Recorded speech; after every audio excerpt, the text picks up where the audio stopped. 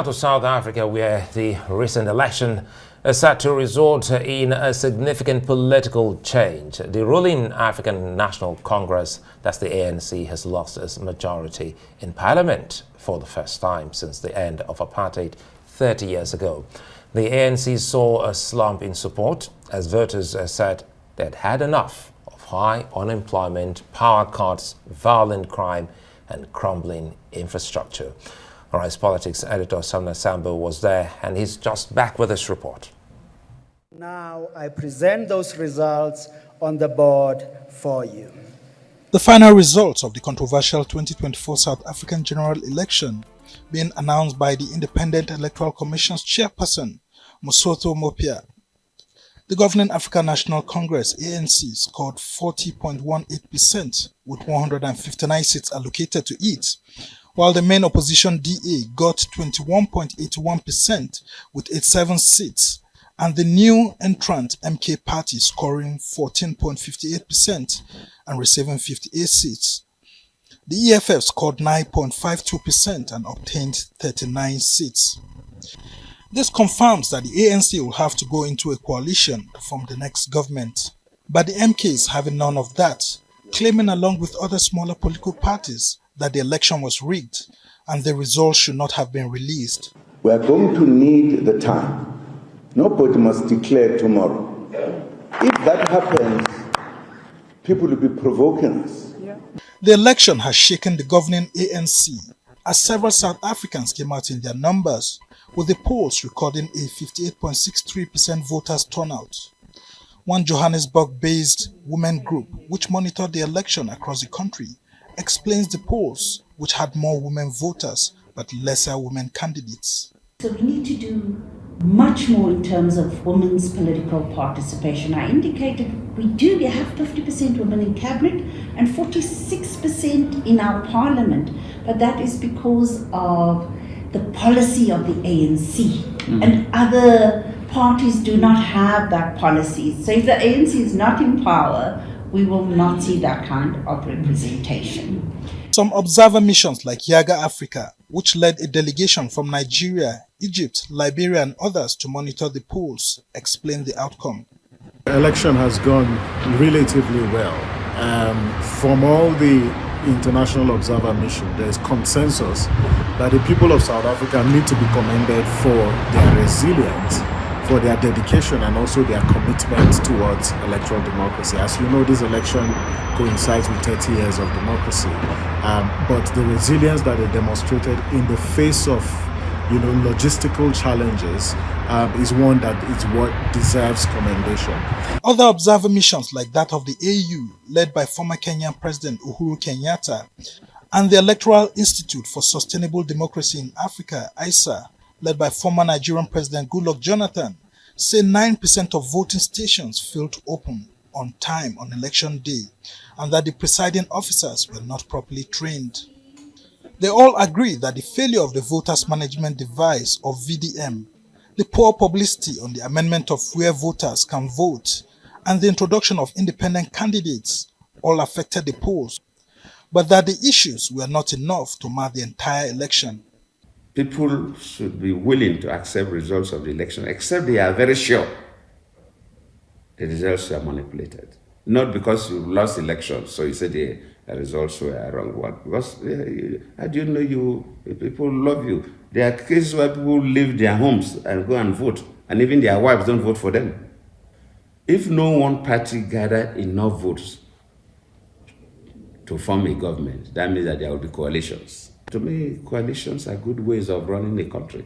And while voters awaited the results outcome, the National Results Operations Center in Midrand was full to capacity, with party agents and journalists eager to have a view of the dashboard as results trickle in, with the electronic platform at times experiencing a glitch.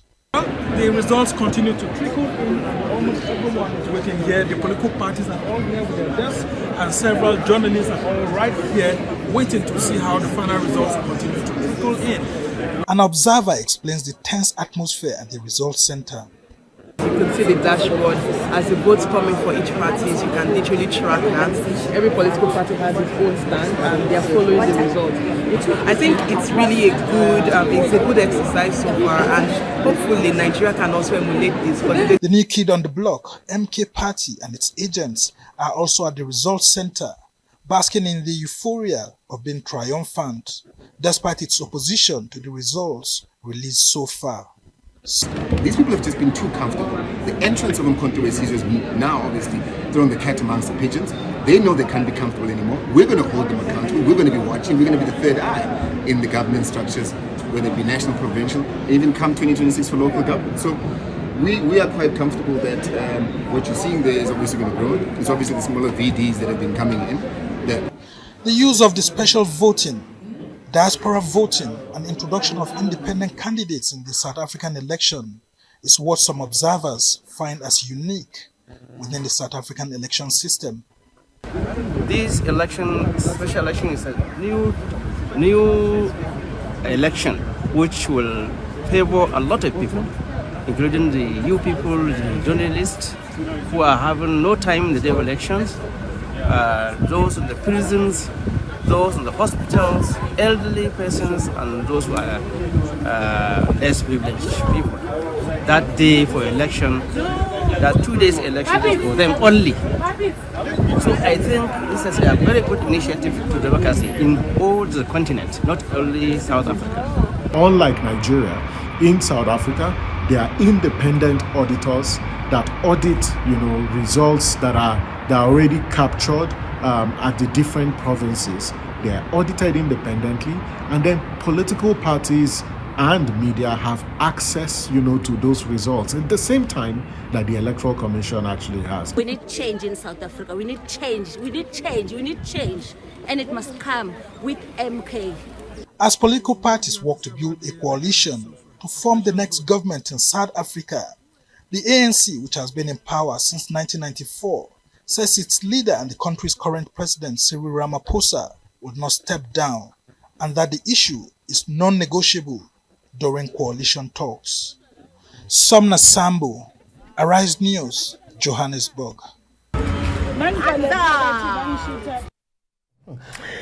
Well, Sumner Sambo joins us now, fresh from monitoring the elections in South Africa. Sumner, welcome back. Thank you so much. Come to Wesizwe. Of course, one of the parties belonging to Jacob Zuma. Now, let's talk about, it looks like South Africa is going into unknown political waters, especially with the issue of coalitions, likely coalitions, talks about, Ramaphosa needing to step down if that coalition will happen. And the ANC is saying, no way, that's not even on the table. It's not on the cards.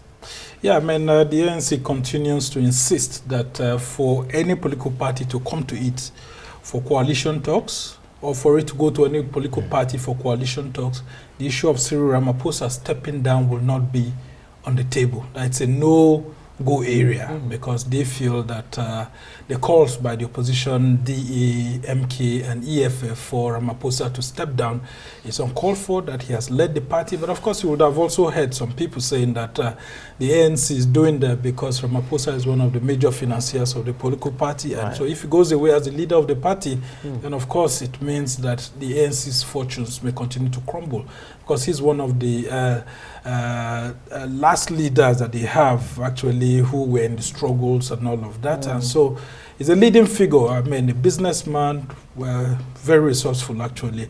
But in terms of performing in government, well, the electorate have spoken, saying that his system of governance actually needs to be checked, his style of governance, so to say.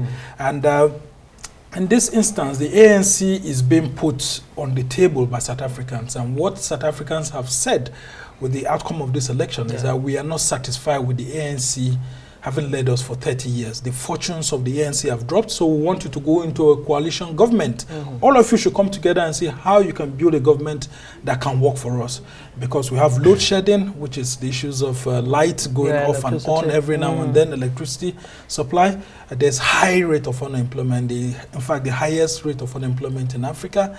And then, of course, you know, the racial disparity continues to go on. I mean, while we're there, you see that the blacks continue to suffer more than the coloreds who are mixed, the biracial people, than the whites. So the whites continue to be in the minority, but enjoy the goods, the highest goods, and still own majority of the lands.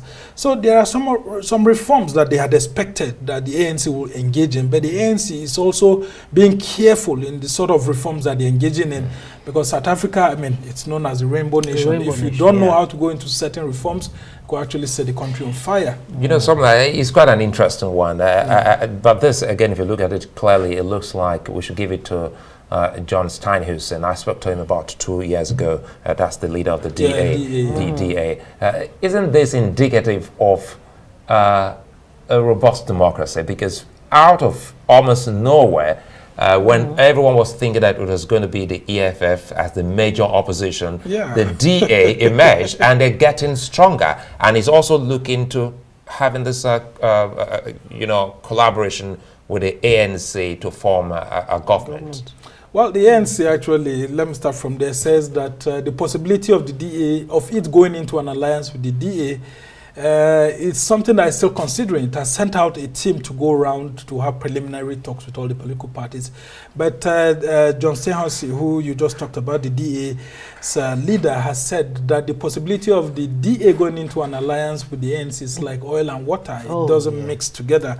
While the EFF is saying that, look, it becomes very difficult this time around for them to want to go into an alliance. So as at this evening, the latest talks that we hear is that Cyril Ramaphosa is actually insisting alongside some party leaders that he would like to go into coalition talks with MK. That's Jacob Zuma. Irrespective of what has happened, he just wants one coalition partner, not several of them, because they have 40.18%, and then the DA has 21%, and then you have MK having about 14%. So if they just have the MK party, I mean, they are able to go. But the MK is kicking, it's saying that, well, there were no elections in some places. Yeah, so they are contesting the outcome of the results. In fact, they are saying that in KwaZulu-Natal, where they actually won several votes, that they would have won more than that. And then, if you go to Gauteng area, and some other areas. So it's been sort of very tough. And if you hear the rhetoric coming out of Jacob Zuma, I mean, myself, I never believed that he would be saying all sort of things like this. Just today, he was saying in court, he was in court today, because in his own party, the MK, the person who he fronted to be the party leader is actually contesting the fact that his name has been removed, and Jacob Zuma's name is being pushed as the party leader now. So he took the party to court and took Jacob Zuma to court, saying that he is actually not the leader of the party. Because, you know, Zuma has not resigned from the ANC, but he's still claiming to be the leader of the MK. So it's a very tough decision for the ANC. But if Cyril Ramaphosa is able to sit down with other South African leaders, I can tell you that the easiest coalition partner may actually turn out to be the MK. Because if they sit down with Zuma and they're able to look for some ways to reduce the pains, because Zuma's major pain is that he was taunted in 2018 and made to look like a corrupt leader and all of that, issues of the state capture trials and all of that, that look, he didn't deserve all those humiliation. And that's why he said he was going to hit back at the ANC leadership, that this particular leadership of the ANC doesn't carry the ideals of the anti-apartheid movement.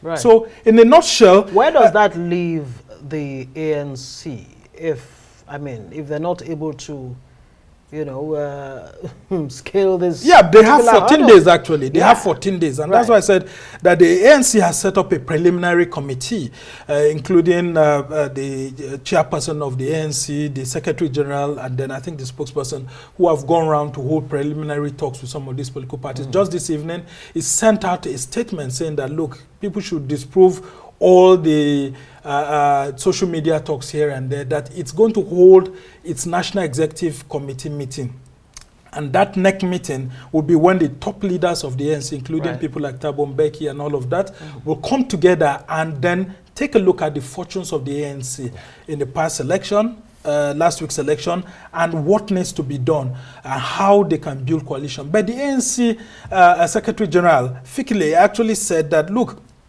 the ANC is not afraid to go into opposition if it doesn't get enough coalition partners. That is, if all the other political parties gang up together, the EFF, the DA, MK, and then Good Party and all of that, if they gang up together, there's a possibility they could actually get the majority and the ANC will go into the opposition despite having more votes. So it's saying that it's not afraid to go into the opposition if these political parties insist that Cyril Ramaphosa must step down.